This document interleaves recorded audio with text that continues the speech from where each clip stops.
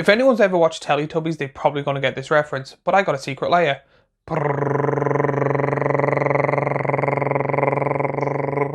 Yeah, so in this video we're going to be opening this, seeing what's inside and giving my thoughts and opinions on is it worth it or not, or should it be the thing you bought.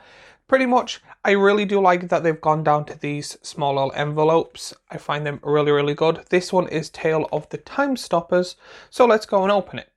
Now that we have this here, let's open it up with this satisfying... That failed miserably. So, in here you get two items pretty much. You get a thank you, which looks like one of them old 90s folder book, art book, notebooks. And then you get the Secret Lair itself, which is... The reason I bought this was because there was a lot of cards that I wanted from this. There was one I didn't, because I do have an extra turn deck. I'm not the biggest fan of the art, but I did really want majority of the cards. I'm pretty sure that's the secret one. I could be wrong. So you get Beacon of Tomorrow, Sorcery, target player takes next turn after this one, shuffle Beacon of Tomorrow into its owner's library. This looks like it's kind of badly cut and a little bit pixelated. The camera's not really going to be able to show it. The card quality seems bad. It seems very textured at the back. I need to stop doing that. It seems very textured at the back. I'm not the biggest fan of the quality of this card. I'm not going to lie. There's like food on the bottom of it that I just scraped off. You can possibly see, can you see the yellow thing? I just scraped a bit of it off there. Yeah, the card quality is not the best, and the art itself seems quite pixelated. It's hard to see on the thing. The next one is Nexus of Fate for 5 and 2 red. Take next turn after this one. If Nexus of Fate will be put into your graveyard from anywhere, reveal Nexus of Fate and shuffle it into its owner's library instead. Again, not the biggest fan of the art. Card texture still the same. It's very weird. I don't know how to explain it.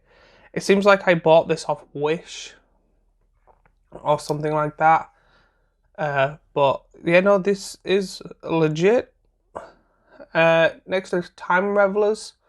For 3 and 2 blue, you get a sorcery. Each player shuffles their hand and graveyard into their library, then draw 7 cards, exile Time Revealers. This card is from my Locust God deck, to be honest.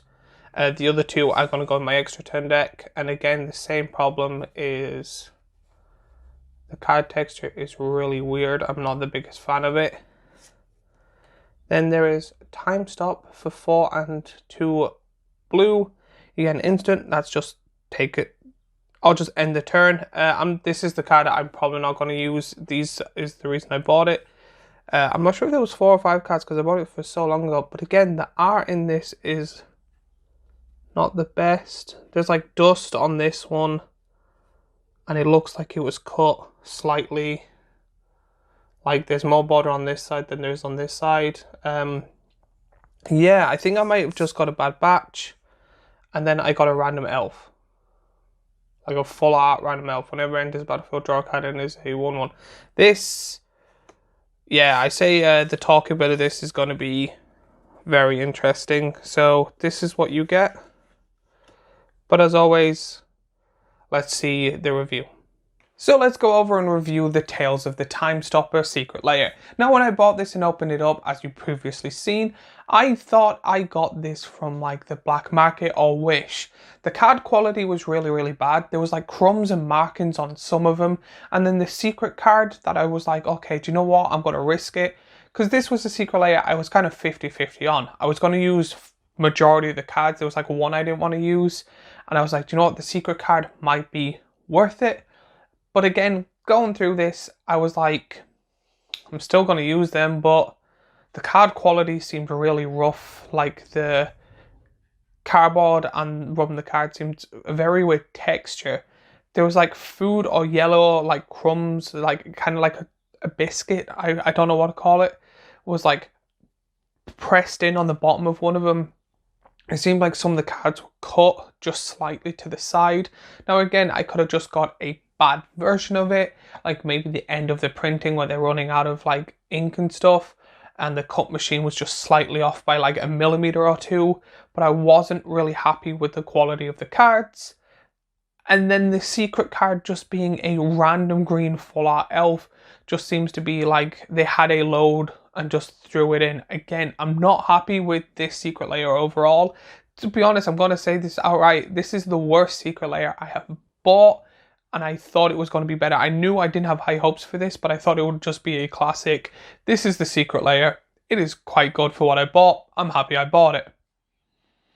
Kind of regret it now. Like, I'm still going to use the cards, and the cards are still going to be in use, but again, not the biggest fan. But let me know what you think. If you bought the Secret Lair, did you have these problems?